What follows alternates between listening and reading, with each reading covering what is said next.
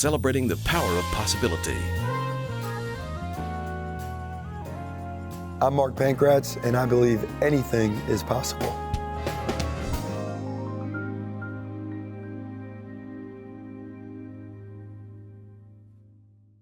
Welcome to Anything is Possible. I'm Halloran Hilton Hill, and of course, these are great stories about great people whose lives prove that anything is possible.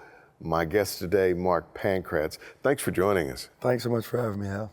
We do a gratitude circle before we shoot these episodes, and we were doing our gratitude circle, and I got to you, and you said you were thankful for people.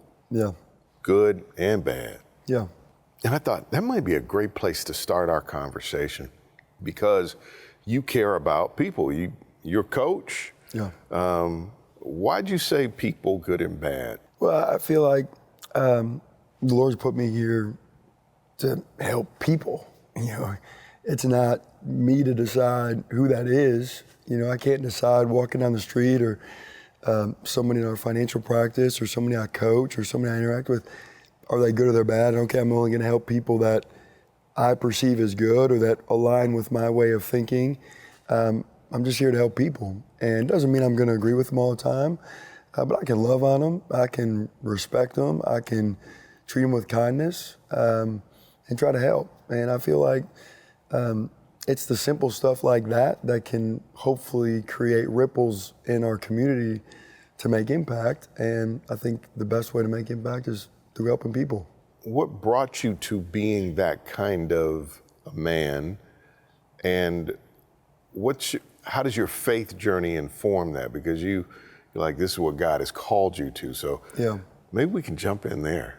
Man, yeah, I grew up in a religious family, but I didn't really have a relationship with the Lord. You grew up outside Chicago, Schaumburg. Yeah, sports family. We were the prototypical sports family that you see. As sports got busier and busier, our church life got less and less and replaced by sports. But I always knew who God was, but there was no personal relationship. And then I coached with Coach Pearl. I played for Coach Pearl, and then he brought me down to coach at Tennessee. And just like that, we all got fired.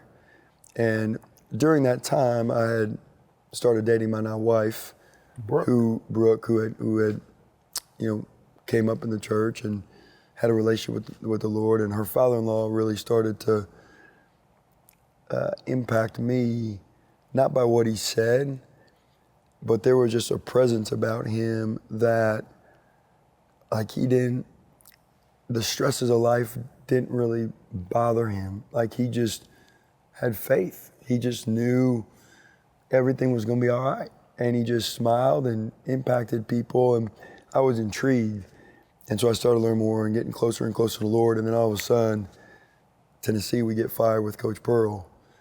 6-month-old, no family here, not from here. And that's where I looked up at that time and just said, God, I've been trying to do a lot of this by myself.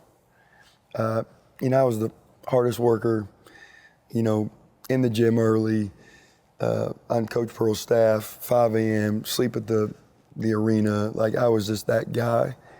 And it got me to a certain point by myself that was somewhat empty, but also I realized that I can't do this by myself. And so that was the faith journey part that I started getting closer to the Lord. And then over time, I think he just changed my heart to try to just empower and help other people and make it not about me and my journey. Was there a moment, was there something that happened, was there a specific day, time when you decided that surrender was success? And I think I struggle with that still every day because things don't happen fast enough for me often. And let's go fix it, let's go do it. And continuing to lean on him to align my actions to what he wants me to do is hard for me sometimes because I want to go. Yeah. If there's a certain point in time, I can't really think of one in particular other than, so in my financial planning practice, he had blessed me to where things were really going in a certain direction at a fast pace. And at that same time, I had another really good opportunity present me in the financial space. And I didn't know which one to do. And quite honestly, I really was leaning towards the one where I was gonna make a lot more money, like a lot more money. And I really didn't want to do this one over here because it was gonna be a lot harder. And I remember being in church, just bawling because I knew I was supposed to do this one. Not the one that have the money and do all these things. And so that would probably be the one that stick out to me the most, is where I surrendered the result of what I wanted, that big moment, and went down the path that the Lord had put me down. Possibility powered by Covenant Health, Home Federal, and the Knoxville News Sentinel. Now you can listen while you're on the go with Anything is Possible, the podcast.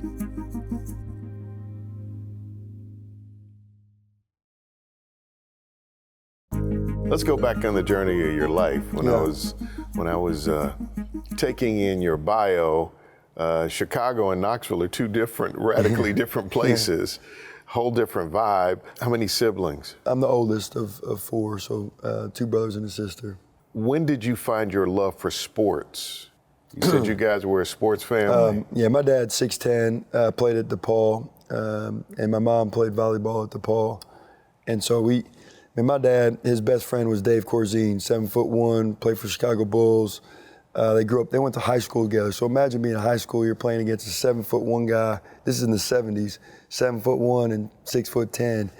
And I remember driving to the men's leagues after Dave Corzine got finished playing, and they would put me in the trunk of his Porsche, 2-seater Porsche, and we drive to their men's league games. And so that's how much I love basketball and being around my dad and sports, was I was willing to get in the trunk of a car to ride 25, 30 minutes to go watch them play. So sports was just in our blood. I mean, we just grew up around it. Were you a natural? I wouldn't say that. I mean, like I said, it's just my dad. So I love my dad, and I get choked up every time I think about it, but they're great, the best parents. But I never remember my dad saying he loved me. It was always, I remember it was, if you ain't working, somebody else is. And if you face them one day, they're gonna beat you. And so, to me, it was the work ethic, being in the gym early when my mom would go to school, stay late. It's that work ethic, I think. Was it all basketball, or did you play other sports? I played baseball up until high school, and then soccer. And man, if you saw some of the clips that my mom got of all the things she had me in, all my friends and family be teasing me if they saw them all. But we were in she had me in cooking classes, tumbling, gymnastics, all the things until probably 4th, 5th grade. Did it help you as a basketball player? Yeah. Because there's certain skill sets you develop in these different sports. Do any of them cross over? Foot speed, the quickness of your footwork in soccer, how you eye-hand coordination in baseball. Does that stuff transfer? And I think that stuff gets talked about enough, like the athletic side. But to me, it's the other parts of it. It's from a competitive standpoint, like if you're competing in the same sport for an entire year, that competitiveness can get doled out because it's all right, well, we got another game next week, or we got practice again, and it can lower your competitiveness, as opposed to if all right, I'm in basketball season, and now I'm getting into baseball season, my mind switches to be still in a competitive mode. It's just different. And the other thing is, a lot of soccer kids are different than basketball kids that are different than baseball families. So that communication skill of being able to adapt and communicate with different folks and create relationships in a 3 or 4 month period of time when you're moving from sport to sport or team from team, those are life lessons that I think are even more important than just the athletic ability that you improve by playing multiple sports. What position did you play? Basketball, I was a guard. Baseball, center field, pitcher, first base, primarily. University of Wisconsin-Milwaukee. We have something in common. My mother would take me there to see travel logs, and after I would go to the travel log, because that was her way of hacking a world tour, I would say, I'll go around the world with you if you'll go around the universe with me. So we would go to, I think it's the Olson Planetarium at the University of Wisconsin-Milwaukee. Yeah. And for a time, I think my parents took courses there, so I would be I'd be on that campus. I remember being on that campus, and that's where you were. Yeah. You were playing for Bruce Pearl. Yep. Did you think you were going to go pro? Oh, I think, well, not really. So, I mean, going into high school, I thought, but Loyola Chicago was recruiting me, and the coaches had come from UCLA. He was an assistant coach at UCLA. And in his recruiting pitch, he was telling me how many kids he had put in the NBA, and he could get me in the NBA. And I was like, man, I'm a 6'2" white guy. I can, barely dunk it at times. Like, I ain't going to the NBA. And so I ended up not going to Loyola because he was trying to sell me on the NBA. So I had a good idea. And that's also why when I was at Milwaukee, I was part of the Student Business Association. I was doing internships at the Bucks game, handing out Quench gum, trying to just get out there and learn, because I knew that I wasn't going to be an NBA player. But I definitely, growing up in the Bulls era, we all thought that we were going to be in the NBA at some time, like Mike. But then Bruce Pearl says, hey, I want you to come with me. Yeah. What did he say he saw in you that would make you a good coach? So my freshman year at Milwaukee, I tore my knee. And the same seat that I sat on Coach Pearl's bench at Tennessee, I sat in that chair at Milwaukee. I was in the first seat, and he let me help coach as a freshman on the Milwaukee team. Because my parents were coaches, I played for a really good high school coach. I liked the game. I liked the trying to figure out what the other team is going to run and how you can beat it, how you can perform well against it. And so that, I think, gave him some signs. And then, I watched film, and I was into knowing the scouting reports as a player. And really, when he had taken the Tennessee job, it wasn't like an immediate call to me. He actually kind of pushed me away from it at first, because he knew the challenges of the career and what it would take to be successful in it. And then he finally said, okay, well, if you really want to do this, you can come, because I was pursuing him. And so then he hired me to come down, and never would I thought that I'd be sitting with you here in Knoxville, Tennessee, 20 some years later. I thought I'd be in Knoxville for 2 years and you're out be of gone here to somewhere else, but the Lord had different plans for sure. Where was the somewhere else you thought you were going to be? My goal actually was to become the head coach at DePaul, where my dad played. I just always dreamed that I'd be able to get that chance. And then when I left coaching, I didn't think I'd be here. I thought I'd go back to the Chicagoland area. My wife wasn't going back for that cold, though, or Nashville, like a bigger city. But why did you stay? Partly my wife from Greenville, Tennessee.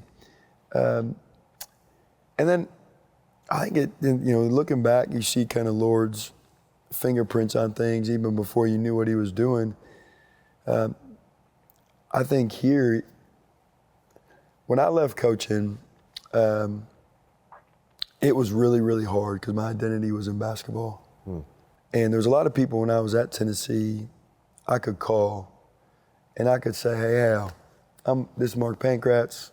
I'm an assistant basketball coach with Coach Pearl, Conzo Martin. Man, I just had some time on my calendar free up. You want to go grab lunch? A lot of guys, a lot of people, a lot of influential people in town be like, yeah, like, I'd love to go grab lunch with you. I want to hear about Tennessee basketball. They could tell their friends about it. You get out and you get in the financial world, people that you thought were close to you were like, nah, I'm good, man. Call me back next week. But to answer your question on it was, I realized that here, because I did have a power T on my chest for a period of time, that I felt like there was an opportunity here to lay roots with my family, the people in this community, the way that they think, the way that they operate, the pace that they live at. It was the people that ended up keeping me here, despite the adversities of getting out of the career. Yeah. It was the people that I had met along the way while coaching that really attracted me to stay in Knoxville.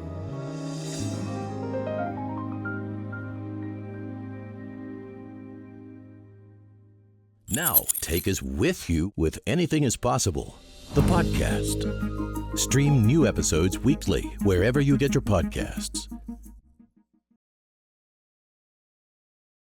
One of the things that struck me, we went to breakfast or lunch one day, and it was the texture of our conversation that stuck with me.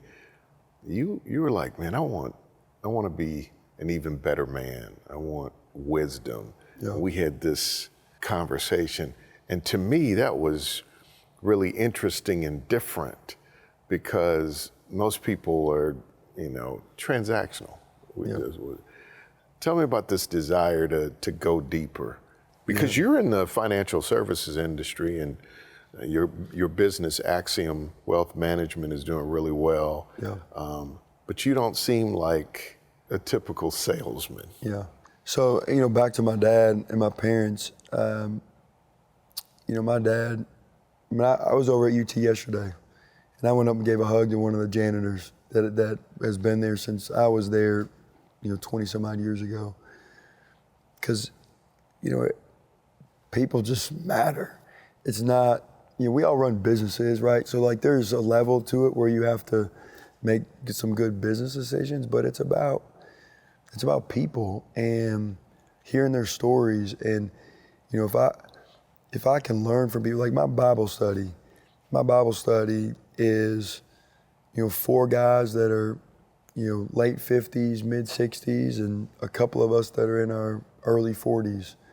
Because I want to learn how to be a better husband, how to be a better dad, how to be a better person, a business person, all those things. And it's not just getting wisdom from people, it's the right people that are willing to be vulnerable, right? Mm-hmm. There's a lot of people that will tell you what to do and say, man, do this to be successful, or do this to have a better relationship with your wife, or do that, do this.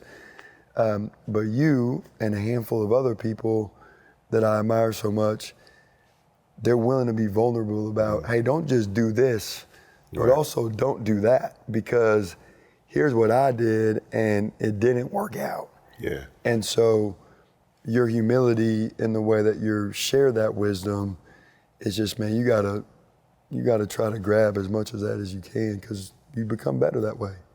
So does success have a recipe? What have you learned? Consistency wins if you're doing the right thing with the right intentions. You can do the wrong thing consistently and you're not going to have a level of success. But I think consistency of doing the right things with the right intentions is eventually going to win, because it may not win in the level of success that you achieve, but that shouldn't be the intention. The intention should be impact. It should be making difference. And so I think if you're consistently trying to do that, you're going to help people in ways that you don't even know. And a lot of times they don't even tell you. But I think if you're consistently trying to make impact, you're all good. Success will happen. Tell me about your wife and your daughters, and what are you wanting to instill in them? What do they think of you? They think you're a cool dad. They think you're a nerd. They think you're a... Man, I think I've got the worst jokes. I'm goofy. I struggle to sit still.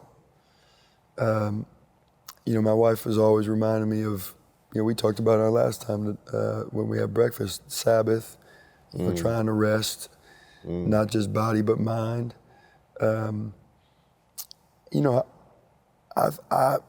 I believe they know that I do what I do for them.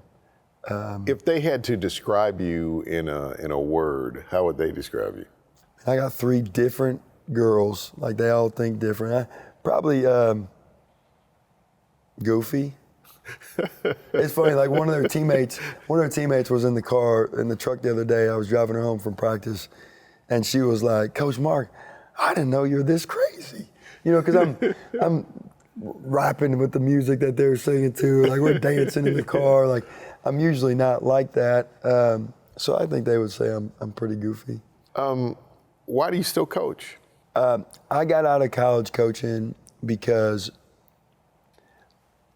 like, I probably would still be doing it if it was just my wife. Now, my wife loves it, but I wanted my kids to have a school of a foundation, a church of a foundation, friend groups of a foundation, and I didn't want to be moving all around the country.